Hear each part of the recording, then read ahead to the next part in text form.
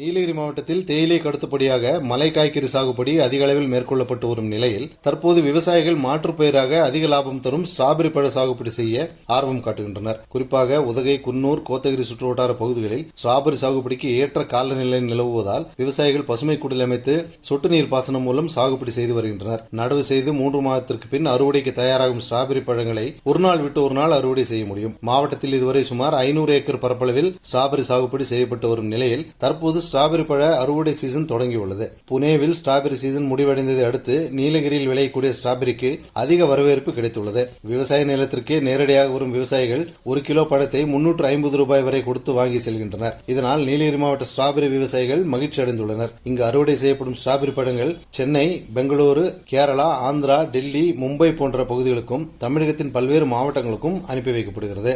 தினந்தோறும் 10 டன் வரை ஸ்ட்ராபெரி பழங்கள் அனுப்பி வைக்கப்பட்டு வருகிறது. இதனிடையே நீலகிரியில் ஸ்ட்ராபெரி பழ சாகுபடியை ஊக்குவிக்க தோட்டக்கொல்லைத்துறை மூலம் பசுமை குடில் அமைக்கவும், நாற்றுகள் வாங்கவும், சொட்டு நீர் பாசனம் மேற்கொள்ளவும் மானியம் வழங்கப்பட்டு வருவது விவசாயிகளிடையே வரவேற்பை பெற்றுள்ளது. கடந்த 1854ஆம் ஆண்டு நீலகிரி மலைப்பகுதிக்கு ரயில் பாதை அமைக்க ஆங்கிலேயர்கள் முடிவு செய்து 1871இல் நீலகிரி மலை ரயில் நிறுவனம் உருவாக்கப்பட்டது. 1876இல் சுவிட்சர்லாந்து ரீகன் பாக்ரேக் அமைப்பின் கண்டுபிடிப்பாளரான நிக்லாஸ் ரீகன் பாக் நீலகிரி மலை ரயிலை உருவாக்க வந்தார். 1891இல் திட்டப்பணிகள் துவங்கி 25 லட்சம் ரூபாயில் பணிகள் முடிந்தது.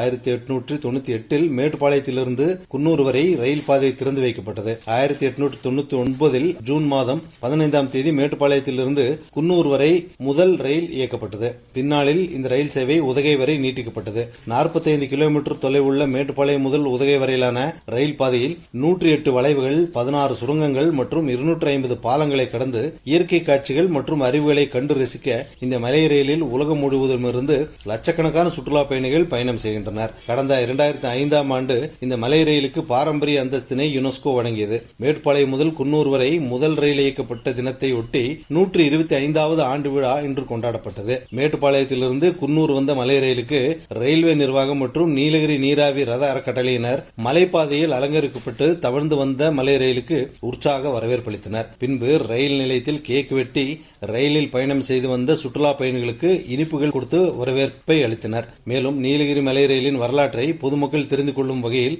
அரிய புகைப்படங்கள் அடங்கிய கண்காட்சி அமைக்கப்பட்டுள்ளது. மலை ரயில் பயணத்தை நினைவு கூறும் வகையில் புகைப்படம் எடுத்து செல்ல அமைக்கப்பட்டிருந்த செல்பி ஸ்டாண்டில் ரயில் பயணிகள் ஆர்வமுடன் புகைப்படம் எடுத்து சென்றனர்.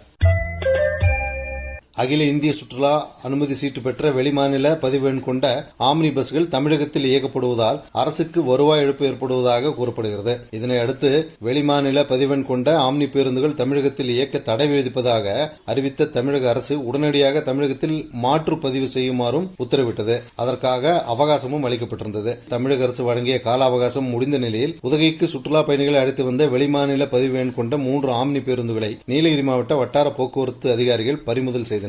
மேலும் உதகையிலிருந்து பெங்களூருக்கு செல்ல இருந்த வெளிமாநில பதிவெண் கொண்ட 3 ஆம்னி பேருந்துகளுக்கு 10,000 வீதம் 30,000 அபராதம் விதிக்கப்பட்டுள்ளது. இதனிடையே தமிழக அரசின் தடையை மீறி நீலகிரிக்கு வரும் வெளிமாநில பதிவெண் கொண்ட ஆம்னி பேருந்துகள் மீது கடும் நடவடிக்கை எடுக்கப்படும் என உதகை வட்டார போக்குவரத்து அலுவலர் தியாகராஜன் தெரிவித்துள்ளார். சுற்றுலா நகரமான உதகைக்கு தினந்தோறும் ஆயிரக்கணக்கான சுற்றுலா பயணிகள் வந்து செல்கின்றனர். அவ்வாறு வரும் சுற்றுலா பயணிகள் உதகையில் உள்ள தாவரவியல் பூங்கா, ரோஜா பூங்கா உள்ளிட்ட முக்கிய சுற்றுலா தலங்களை கண்டு ரசிப்பதுடன் மைசூர் தேசிய நெடுஞ்சாலை ஓரத்தில் அமைந்துள்ள பைன் மரக்காடு சுற்றுலா தலத்தையும் காண அதிக ஆர்வம் காட்டி வருகின்றனர். குறிப்பாக கேரளா, கர்நாடகா மாநிலங்களிலிருந்து வரும் சுற்றுலா பயணிகள் பைன் மரக்காடுகளை பார்த்த பின்னரே உதகைக்கு வரும் நிலையில் புலி ஒன்று பைன் மரக்காடு சுற்றுலா தலத்திற்கு நடமாடியுள்ளது. அதனை கண்ட வாகன ஓட்டிகள் அச்சமடைந்த நிலையில் அந்த புலி அருகில் உள்ள வனப்பகுதிக்குள் சென்று பதுங்கியது.